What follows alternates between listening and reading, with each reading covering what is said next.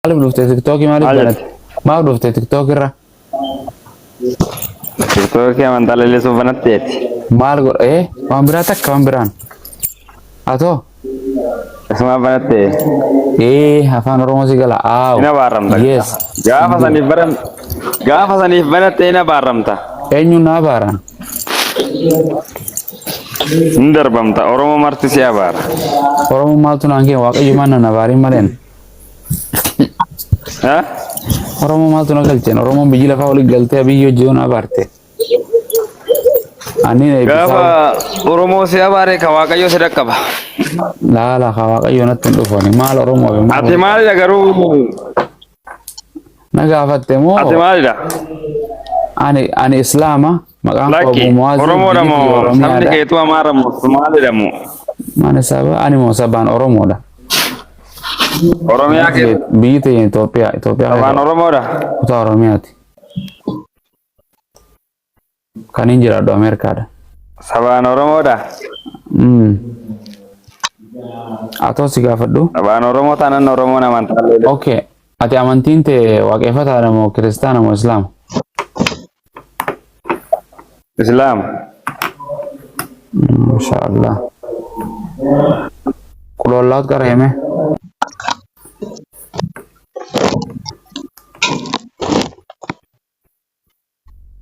Bo? Salale Islama? Maal? Bo? Islamaati.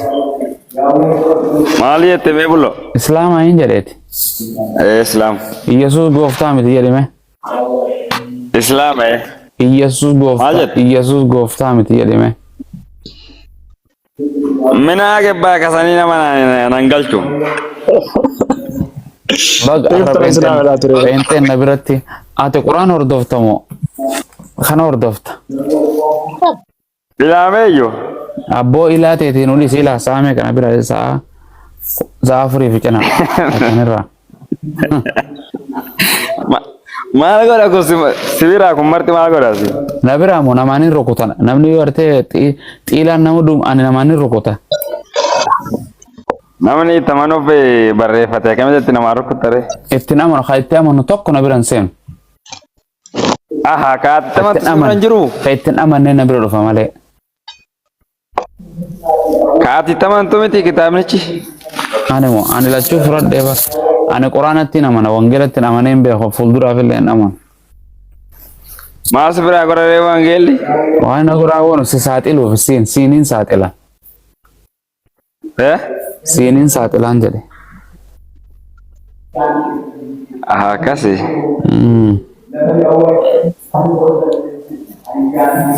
Ajaa'iba eegas waa Okay, amma ka dhiiraat deemnaati. Salaalee koo amantiin kan kee maali? Agarrebbe. Amantaan koo musliimaa sin jedhee bara afaan Oromoo gad dhageesse. Muslima?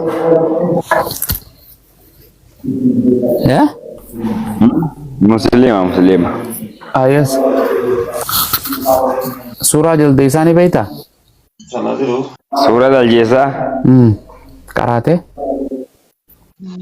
Hin beeku. Hin karaan.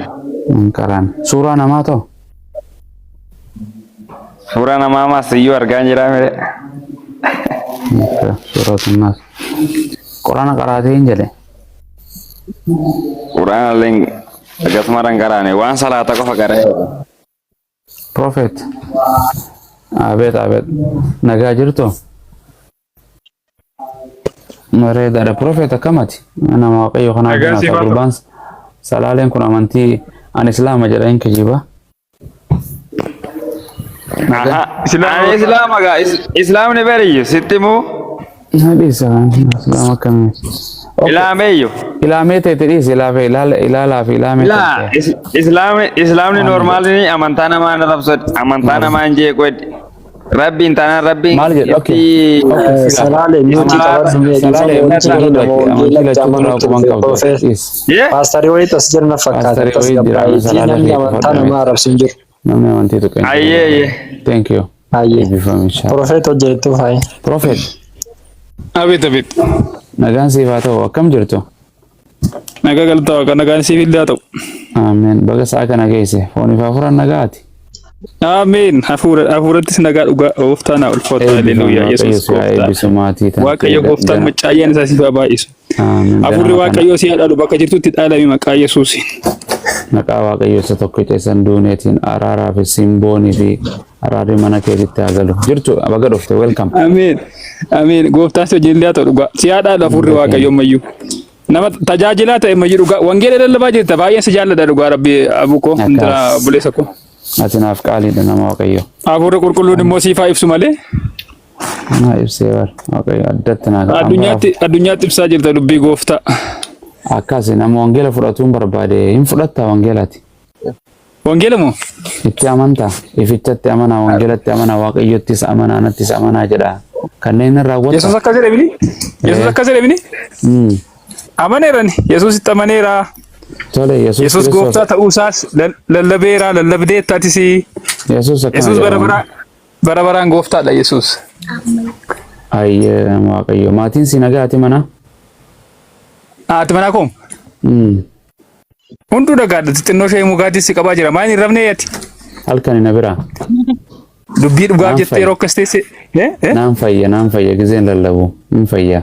Dhugaadha sirraa sokkite amma naasuun dadhabbiin sirraa sokkite maqaa Yesuusiin fayyi haa fayyisu Waaqayyo dhugaa Waaqa.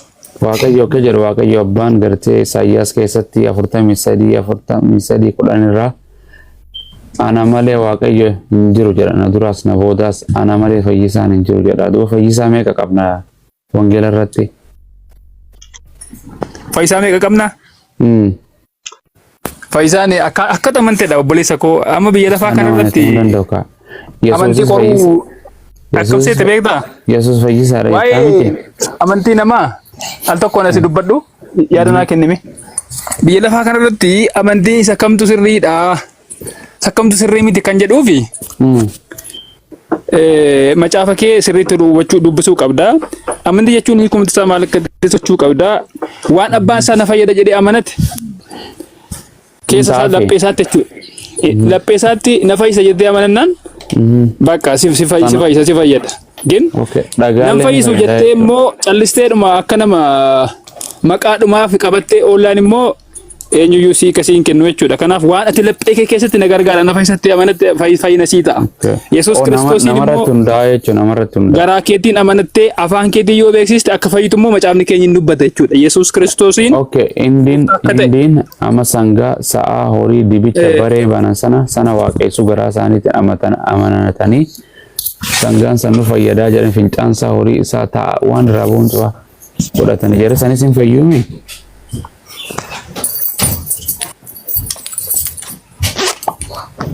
Prophet. Oye. Eessa deemaa jirtan Waaqayyo as deebiika. Karaa deemuu hin jedha ani gara hojiin deemuu jedha. Okay waan siin jedhu wangeela egaa fudhatte wangeela Maatiyos wangeela Yohaannis boqonnaa 5:30 irratti Yesuus itti dabalee ani humna kootiin homaa gochuu hin danda'u.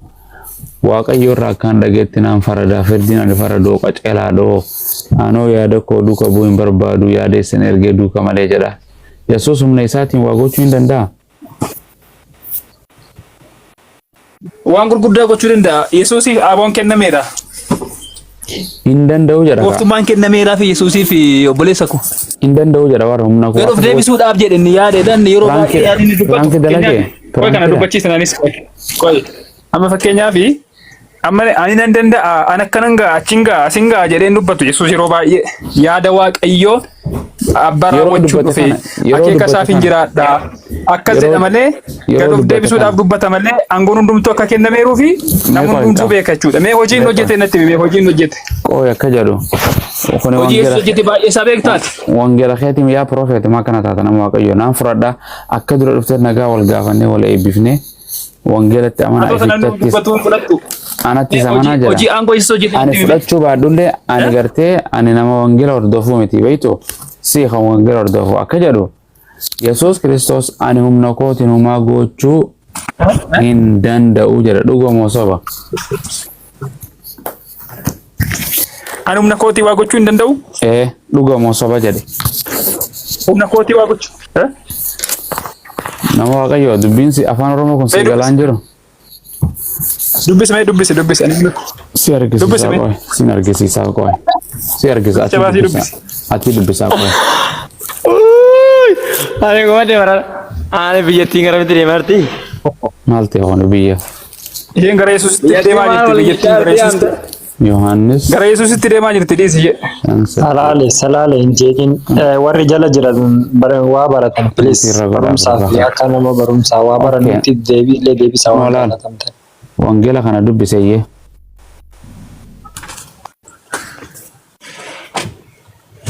Yesuusiif kan dhugaa ba'an jedhe mata dureen isaa. Haa jedhu dubbisi boqonnaa kan mata dureen siin jedhee mitende sagaleen Waaqayyoo lakkoofsarraa eegalti. Yesuusitti dabalee ani humna kootiin homaa gochuu hin danda'u. Maal jedhe? Ani humna kootiin homaa gochuu hin danda'u. Eekaatti achi itti ba'ameyyuu. Ittiin siif ufee waraan siif itti fokun olaal. Yesuus itti dabalee ani humna kootiin homaa gochuu kan dhaga'etti nan farada. Nan faradaa jedhe. Eenyurraa dhagee farada? Qajeelaadhaa jedhe. Anoo yaada koo duukaa bu'uu hin barbaadu yaada isaan ergee duukaan bu'a. Furdeen kennu qajeelaadha. Abbaa koorraa jedhe. Abbaa koorraa. Hayyee amma waan si gaafadha. Furdichi qajeelaadha. Asiin akka inni faraduuf eenyu Waaqayyotu kenneef jechuudha. Abboona duran deemuu kan danda'u Yesuusidha jechuudha asirratti. Maqaa guddaa kana fira keessa waan siin jedhe Yesuus Kiristoos itti dabalee ani jedhe Yesuus humna kootiin homaa gochuu hin danda'u jedhamuun hin danda'a jedhe.